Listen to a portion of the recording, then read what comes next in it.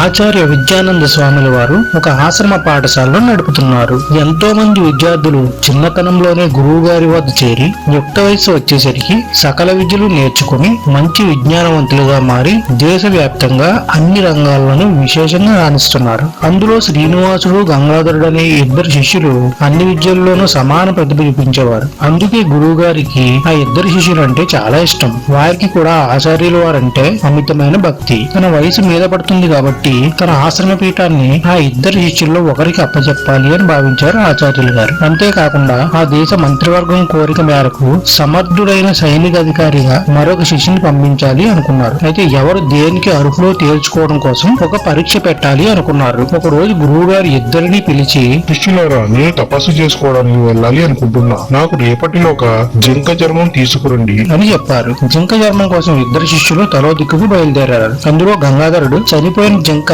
ఎక్కడైనా దొరుకుతుందేమో అని అడవిలో గాలించాడు. ఎంత వెతికినా దొరకలేదు. ఆ చుట్టుపక్కల ఉండే వారిలో జింక చర్మం కోసం ఆరా తీశాడు. కానీ అతని ప్రయత్నాలు ఏమీ ఫలించకపోవడంతో తిరిగి ఆశ్రమం బాట పట్టాడు. శ్రీనివాసుడు మాత్రం మొదటగా విల్లు, బాణం, చురకత్తి లాంటి ఆయుధాలను సిద్ధం చేసుకుని అడవికి వెళ్లి జింకను వేటాడి దాని చర్మాన్ని వలిచి గురువు గారికి ఇవ్వడానికి బయలుదేరాడు. శ్రీనివాసుడు వెళ్లే సమయానికి గంగాధరుడు గురువు గారు ముందు నిలబడి జింక చర్మం కోసం తాను చేసిన ప్రయత్నాలను వివరిస్తూ ఉన్నాడు. గంగాధరుడు మాత్రం గురువు గారి వద్ద తాను తెచ్చిన జింక చర్మాన్ని చూపించి తాను ఎలా జింక చర్మాన్ని సంపాదించాడో గురువు గారికి తెలియజేశాడు. అది విన్న గురువు గారు కాసేపు మౌనంగా ఉండి ఇలా అన్నారు. నాయన శ్రీనివాస, నేను ఇంతకాలం మీకు ఈ భూమి మీద పుట్టిన ప్రతి జీవికి జీవించే హక్కు ఉంటుందని, సాటి జీవుల పట్ల దయ కలిగి ఉండాలని బోధిస్తూ వచ్చాను. కానీ గంగాధరుడు విలువిచ్చి తెలిసినప్పటికీ నా మాటలు విలువిచ్చి కేవలం చనిపోయిన జింక కోసం మాత్రమే వెతికాడు. నీవు మాత్రం నీ కర్తవ్య నిర్వహణ కోసం ఒక ప్రాణిని చంపావు. సకల విద్యలందు ప్రావీణ్యం పొంది